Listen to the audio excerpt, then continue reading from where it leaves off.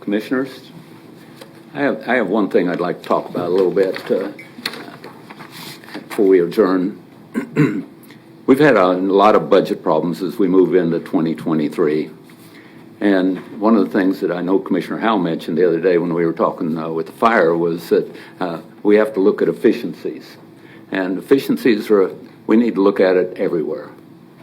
So it's imperative that we look at different ways of doing business to bring about efficiency for our citizens. And where possible, cost savings in addition to that. And that's the most important part of the efficiencies. So I want to address an idea that we've discussed before, but what we need is to analyze and study all of the row offices, the county clerk, register of deeds, county treasurer, and their operations and efficiencies that might be obtained.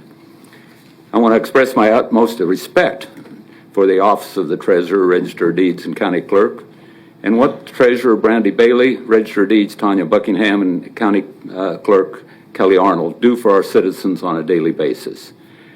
They serve a vital function in the role of county government. This type of analysis is done commonly in our organization, review, analyze, study our county operations to realize if there are any duplication of services or considerations for methods or procedures to provide service delivery in a more efficient and cost-effective manner.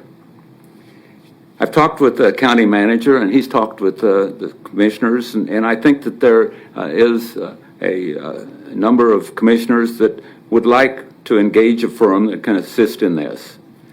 Baker Tilly of our municipal advisors can conduct a cursory review of this analysis and a study of their operations. If this study indicates that efficiencies can be obtained, and there are several more steps that would be required to include a public hearing, a vote by the commissioner, a vote by the citizens in Sedgwick County before any change could be made. So I don't want to get people completely worried at this point. There's a lot of steps that have to go. But I think that this is something that we need to take a look at, especially with the pressures on our 2023 budget. What you're going to see when the manager presents his 2023 budget coming up here first part of July is that we're going to see pay raises, which are needed because we are so short on so many different areas.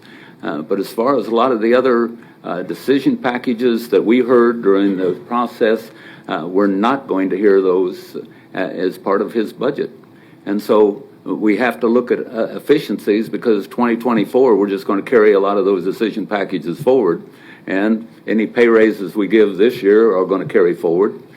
So we need to take a long-range look at where else we can look at efficiency. So I just wanted to let everyone know, and if there's any questions from the commission, that I think that a study for efficiencies is something that's needed. Commissioner Howell. Thank you, Mr. Chairman. Just curiously, if this was to go forward, is it your intent this would be the November election this year? It would have to be the November election. It has to be a gubernatorial cycle general election, correct? That's correct. So we have from now, and when would that have to be submitted to the election office for that to be on the November ballot? Mike Boone, County Councilor. I've talked to the election commissioner, and we would have to get the question to her by September 1. So Chairman, you're talking about doing a study to determine whether efficiencies would be possible. And what's the process to do that study, and what's the time frame for that study to become accomplished? Or how would we do that?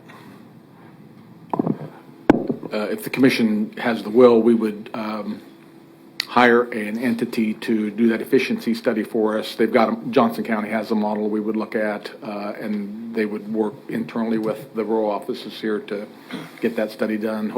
Clearly in 8 weeks. So. Okay. Now,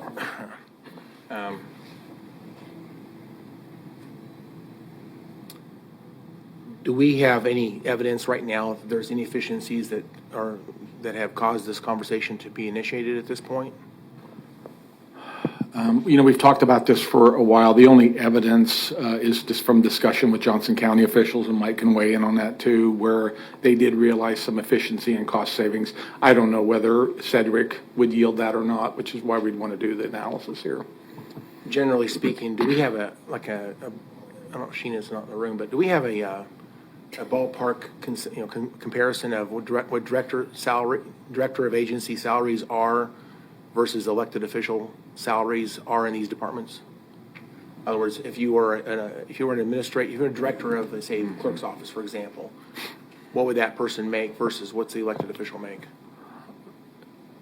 Well, I don't know what the analysis would show, whether we would need 3 directors or we go to 1 director, or it'd be assimilated into a director that already exists. But I would tell you that the elected officials in the row offices, at least, are compensated probably on an average less than department directors, or probably in the 105 to 115 range, and the electeds are at around 96 currently.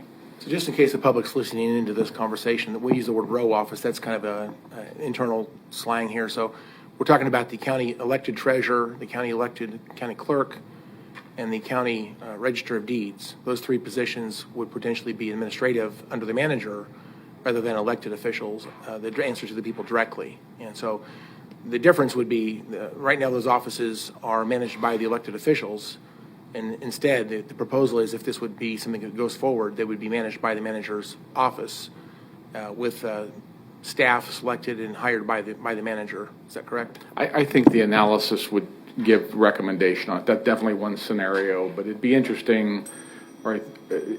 I don't know what the analysis would yield if we had a third party come in and just take a look at operations. That is the way they did it in Johnson County. That's the only working model I have to compare it to. All right. So I'll just state a philosophical position. I don't know that I will ever support.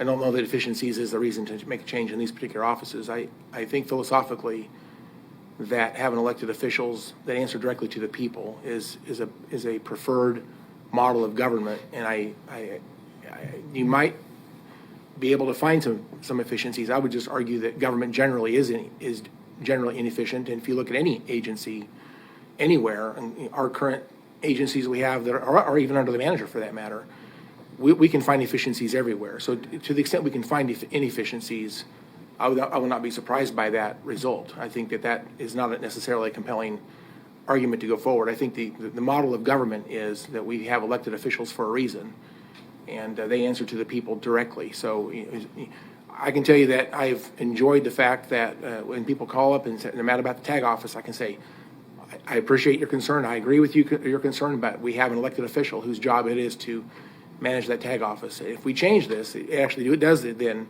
come to the Board of County Commissioners at that point, because we are essentially then taking over control of the tag offices, for example. So it's fundamentally structural government's actually changing from one elected official to the Board of County Commissioners through the manager's office. And so I do think that this conversation, now that it's out there, needs to be understood and discussed by the public early. I don't know how much money a study will cost. I don't want to spend a lot of money on a study if there's not an interest by the board and by the public that this is a good consideration for us to go down that path. Thank you, Chairman. Thank you. Hey, I don't see any other comments on that. One final thing that I'd like to bring up.